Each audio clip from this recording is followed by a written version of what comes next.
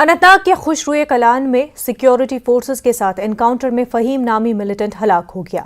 Police نے دعویٰ کیا ہے کہ AJSK سے منسلک یہ ملیٹنٹ 22 دسمبر کو بجبہاڑا میں ASI محمد اشرف پر حملہ اور اسے قتل کرنے میں ملوث تھا۔ مہلوک ملیٹنٹ فہیم کچھ روز قبل ہی اپنے گھر سے لاپتہ ہو گیا تھا، جس کے بعد وہ ملیٹنٹ صفوں میں شامل ہو گیا تھا۔ یہ آپریشن جموں کشمیر پولیس، فوج اور CRPF نے مشترکہ طور پر انجام دیا۔ ایک مصدقہ اطلاع کی بنا پر کارروائی کی گئی۔ اس دوران ایک رہائشی مکان میں چھپے ملیٹنٹ نے فورسز پر فائرنگ کی اور جوابی کارروائی میں مذکورہ ملیٹنٹ کو مار گرایا گیا۔ واضح ہے کہ گزشتہ 24 گھنٹوں کے دوران یہ جنوبی کشمیر میں تیسرا انکاؤنٹر تھا اور ان کارروائیوں میں کل 5 ملیٹنٹوں کو فورسز اور پولیس نے ہلاک کر دیا۔ قصبہ پلوامہ میں ملیٹنٹوں نے پوسٹ آفس کے نزدیک پولیس اور CRPF کی مشترکہ ناکہ پاٹی پر گرینیڈ حملہ کر دیا۔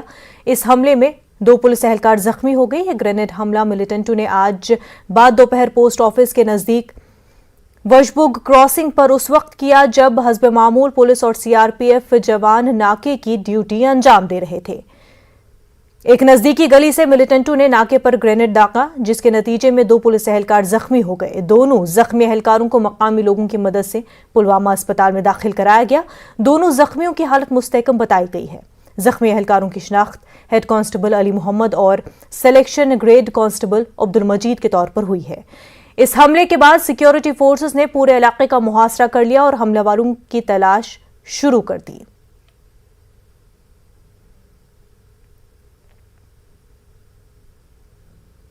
اخنور کے کھوڑ میں کانگریس کا جلسہ عام منعقد ہوا۔ جموں کشمیر کے سابق نائب وزیر اعلیٰ تارا چند کی صدارت میں یہ جلسہ ہوا۔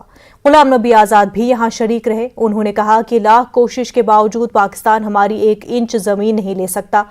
کوئی بھی پارٹی کی حکومت رہی تو انہوں نے سرحدوں کی حفاظت کی۔ دوبارہ پاکستان کوئی حرکت کرے گا تو اسے پھر 1971 یاد دلانا پڑے گا۔ غلام نبی آزاد کے مطابق یہ ملک کبھی ٹوٹ نہیں سکتا اور یہ ملک پاکستان کو سبق سکھا سکتا ہے۔ انہوں نے تاہم پڑوسی ملک کے ساتھ مذاکرات پر زور دیا۔ As and when the things have improved in the past, it's not first time. Even in the past, we have discontinued our talks during our government. But as and when the things improved between the two countries and the atmosphere was little clearer, then the talks was started. So I think it is the government of India at the moment. It is they who shall have to decide. Reforms is a dynamic thing. Reforms are a dynamic thing.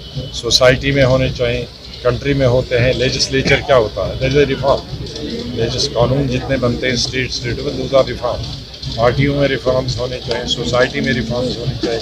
ہماری society میں کتنی بری چیزیں تھیں پہلے، ان کے reform ہوئے اور آج وہ چیزیں نہیں ہیں۔ آج بھی کئی چیزیں ہیں، یہ جو آج کاسٹزم، کمیونزم، یہ بھی ریفارم، اس میں بھی ریفارم کرنے کی ضرورت ہے۔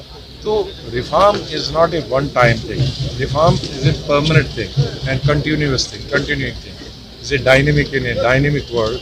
The dynamic reforms are continuous process. Peoples Conference کے سینئر لیڈر سعید بشارت بخاری نے کانگریس لیڈر غلام نبی آزاد کے حالیہ بیان پر تشویش کا اظہار کیا ہے۔ بشارت بخاری کے مطابق انہیں آزاد جیسے تجربے کار سیاستدان سے ایسی غیر ذمہ دارانہ بیان کی توقع نہیں تھی۔ سعید بشارت بخاری نے کہا کہ آزاد نے حد بندی کمیشن کی مسودہ رپورٹ کے بارے میں کچھ نہیں بولا ہے۔ یاد رہے کہ کمیشن نے جموں میں 6 اور کشمیر کے لیے 1 اسمبلی سیٹ کا اضافہ کرنے کی تجویز رکھی ہے۔ بشارت بخاری رفیع آباد میں پارٹی ورکرز کے کنونشن سے خطاب کے بعد میڈیا سے گفتگو کر رہے تھے۔ اس موقع پر سینئر لیڈر عبدالغنی وکیل، شیخ عمران، DDC ممبران اور دیگر نے خطاب کیا۔ عبدالغنی وکیل نے کہا کہ NC نے جموں کشمیر کا سب کچھ لٹوا دیا ہے۔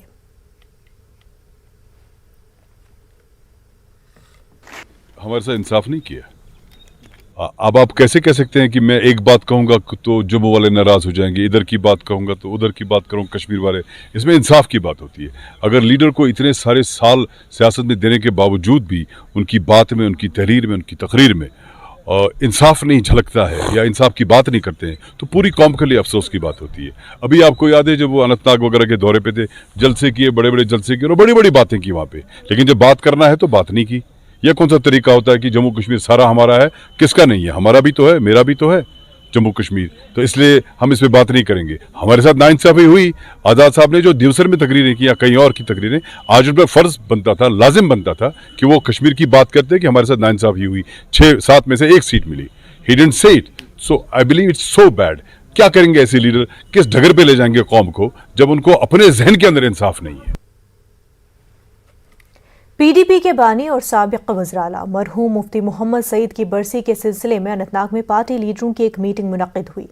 इस मीटिंग में पार्टी के सदर महबूबा मुफ्ती, अब्दुर्रहमान वीरी, मोहम्मद सरताज मदनी और एडवोकेट शेख जावेद समेत दीगर लीडरान भी मौजूद रहे। इस मौके पर इन लीडरान ने मरहूम मुफ्ती सईद को खराज अक़ीदत पेश किया, जबकि मरहूम की बरसी पर मुनक्किद होने वाली तक़रीबात पर भी तबादले ख्याल किया गया।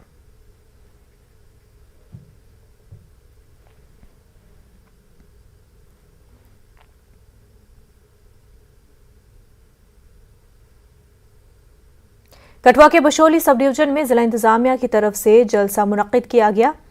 गुड गवर्नेंस वीक के तहत मुनक्किदा प्रोग्राम में मरकजी वजीर डॉक्टर जितेंद्र सिंह यहां शरीक हुए। इस दौरान उन्होंने कई तरक्याती प्रोग्रामों का इफ्तिताह किया। इस मौके पर जितेंद्र सिंह ने कहा कि पीएम मोदी की क़यादत में हुकूमत हर जगह तरक्की के काम अंजाम दे रही है। उन्होंने मजीद कहा कि मुनासिब वक्त आने पर जम्मू कश्मीर को रियासत का दर्जा दिया जाएगा।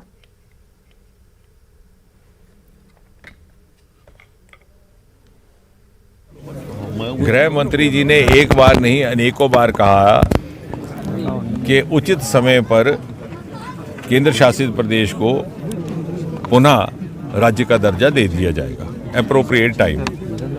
अब बार बार ये पूछा जाता है कि एप्रोप्रिएट टाइम क्या होगा, और जब मुझसे पूछा गया आज से कोई 1 बरस पहले कुछ मीडिया मित्रों ने, तो मैंने कहा भाई एप्रोप्रिएट टाइम का अर्थ ये है कि जब मुनासिब होगा।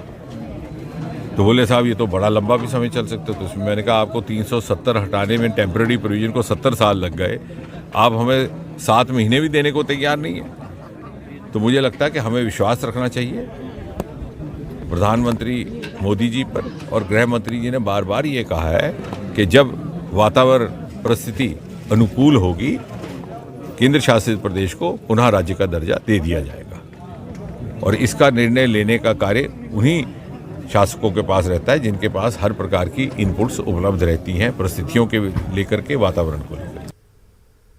एलजी मनोज सिन्हा ने आज जम्मू के श्री महाराजा गुलाब सिंह अस्पताल में बच्चों के लिए 2 स्पेशल कैंसर वार्डों का इफ्तिताह किया। इस दौरान हेल्थ सर्विसेज के सीनियर अफसरान और अस्पताल की फैकल्टी भी एलजी के हमरा मौजूद रही।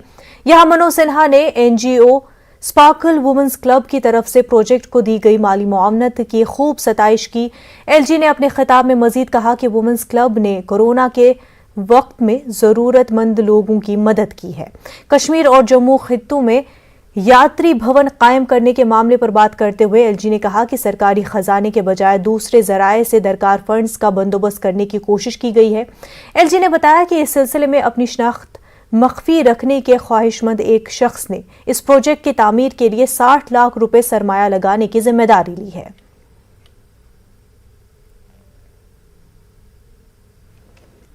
यहाँ एडमिट बच्चों की हर जरूरतों का ध्यान रखते हुए उनके चेहरे पर मुस्कान लाने का एक सफल प्रयास इस ग्रुप ने किया है। इसके लिए मैं अपनी ओर से उनको बधाई देता हूँ।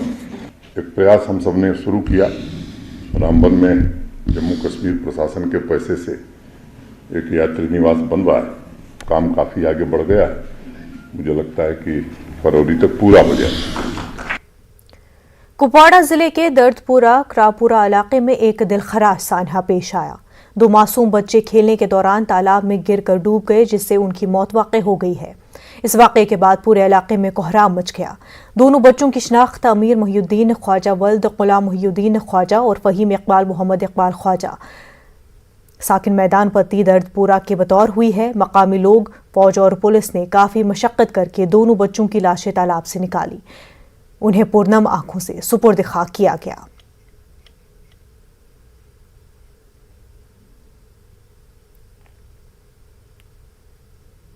इस तालाब का ये तो सरासर एडमिनिस्ट्रेशन की लापरवाही है। 2 चीज़ें हैं इसमें, एक तो इसको साइड में फेंसिंग नहीं है जो तालाब बनाया हुआ है यहाँ पे, दूसरी बात जो है इसको आगे से ब्लॉकेज है, जो पाइप है इसका वो स्टार्टिंग से ही जो कंट्रैक्टर है उसकी लापरवाही की वजह से उसे पहले से ही वो ब्लॉक किया है। वक्त हो गया एक छोटे से ब्रेक का, जल्द होंगे हाजिर।